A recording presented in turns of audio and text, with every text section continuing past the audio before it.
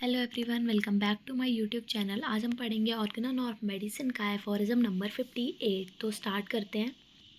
तो इस एफोरिज्म में हनीमन सर क्या कहते हैं, if in the estimating the value of this mode of employing medicines, कि अगर हम जो ये मेथड है, जो हमने मोड ऑफ एम्प्लॉइंग मेडिसिन्स जो हमने पढ़े हैं, अगर हम उनकी वैल्यू, उनकी कीमत, वो कितना प्रभावशाली हैं, अगर हम ये एस्टिमेट करें, we should even pass over the circumstances that it is an extremely faulty systematic treatment. तो हम ये कह सकते हैं कि ये बहुत ही ज़्यादा फॉल्टी, नुक्स निकालने लायक एक सिम्टमेटिक ट्रीटमेंट है, कि जिसमें एक सिम्टम पर ही ध्यान दिया गया है, where in the practitioner devotes his attention in a merely one sided manner to a single symptom. जहाँ पर जो प्रैक्टिशनर है, जो ये प्रैक्टिस कर रहा है मोड ऑफ ट्रीटमेंट, उसने सिर्फ वन साइडेड मैनर ट्रीटमेंट किया है, एक ही तरफ ध्यान देकर एक सिंगल सिम्टम्स पर अपना काम किया है। Consequently to only a small part of the whole, जिसके परिणाम स्वरूप कि जो होल मेडिसिन है, जो टोटलिटी ऑफ डिसीज़ है, उसका सिर्फ एक छोटा पार्ट रिलाइव किया है। मतलब डॉक्टर ने बस एक सिम्टम को पकड़कर एक पैलिएटिव ट्रीटमेंट दे दिया, पर जो उसकी टोटलिटी है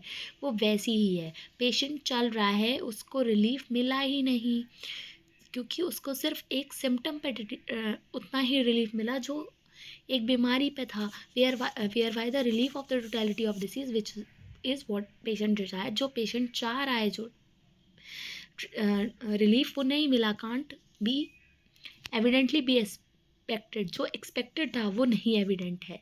we must on the other hand, दूसरी तरफ हम देखते हैं demand of experience, if in one single case where such antipathic employment of medicine was made use in a chronic or persisting affection after the transient amelioration, there did not ensue an increased aggravation of the symptom which was subdued at the first in the palliative manner and aggravation indeed of the whole disease।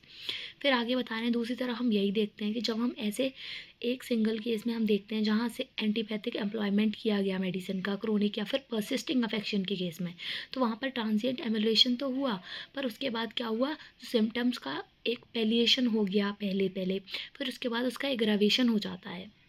And every attentive observer will agree at, अगर कोई observer है, वो ध्यान से, अगर चाहे वो patient हो, कोई भी हो, वो अगर देख रहा है ये सब, तो उसे पता होगा कि यहाँ पर एग्रावेशन हो रहा है। After such short antipathic emulation, और उस शॉर्ट एंटीपैथिक एमुलेशन के बाद aggravation follows in every case without exception. मतलब एक सिंगल केस ऐसा नहीं है जहाँ पर एग्रावेशन ना हो, हर एक केस में एग्रावेशन होना ही है।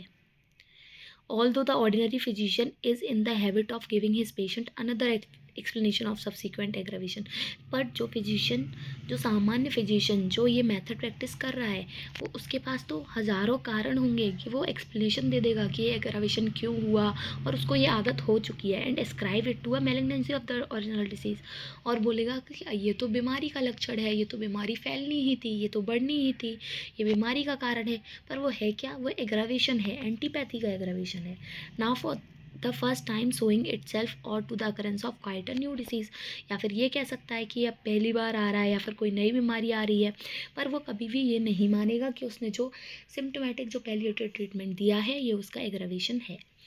फुटनोट में क्या दिया है, little as physician has hitherto been in the habit of observing accurately the aggravation that so certainly follows such palliative treatment could not altogether accept their notice।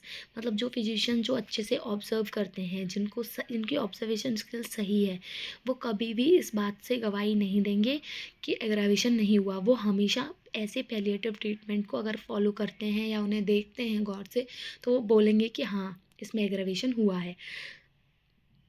और फिर इसका कोई एग्जाम्पल दिया है आगे, a striking example of this is to be found in, जिसका मतलब यहाँ से दिया है, in like manner says that the wine and cordials given to weak increase the action without giving real strength. मतलब जब हम वाइन वगैरह देते हैं, हमने पिछले एफोरिज्म में पढ़ा था 57 में कि डेबिलिटी है जहाँ, तो वाइन देकर उन्हें क्या करते हैं, इंस्टेंटली रिफ्रेश करने के लिए हम वाइन दे देते हैं, पर उससे क्या होता है, increase the action without giving real strength. वो सिर्फ एक्शन बढ़ाती है, रियल स्ट्रेंथ नहीं देती। And the power of the body are afterward sunk proportionally. फिर बाद में क्या होता है, जो बॉडी की पावर है वो प्रोपोर्शनली, मतलब जितनी वो रेज हुई थी उतनी ही वो संक हो जाती है, as they have been raised, जितनी उन्होंने रेज़ की थी उतनी वो संक हो जाती है, by which nothing can be gained, जिससे कुछ भी फ़ायदा नहीं हुआ, क्योंकि जितनी पावर तुमने वाइन देकर बढ़ाई उतनी वाइन का असर ख़त्म होने के बाद वो पावर संक हो गई। But a great deal may be lost, पर एक भारी नुकसान ज़रूर हुआ है। तो एफोरिज्म 58 में अगर हम देखें तो सिर्फ यही बताया है कि एंटीपैथी के क्या नुकसान है। एंटीपैथी एक, सबसे पहले तो हमें एक सिम्टोमेटिक ट्रीटमेंट है, एक स्मॉल पार्ट को रिलीफ देती है, टोटलिटी ऑफ डिसीज़ वहाँ ख़त्म नहीं होती जैसा पेशेंट चाहता है। अगर कोई परसिस्टेंट इन्फेक्शन है वहाँ पर अगर हमने एंटीपैथी दी तो टेम्परेरी रिलीफ मिलता है, फिर उसके बाद एग्रावेशन होता है।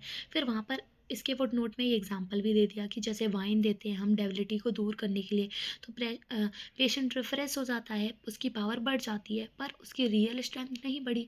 तो रियल स्ट्रेंथ नहीं बढ़ी तो जितना उसका गेन हुआ उतना ही उसका लॉस हो जाएगा, बाद में जितनी पावर उसने रेज की थी उतनी संक हो जाएगी।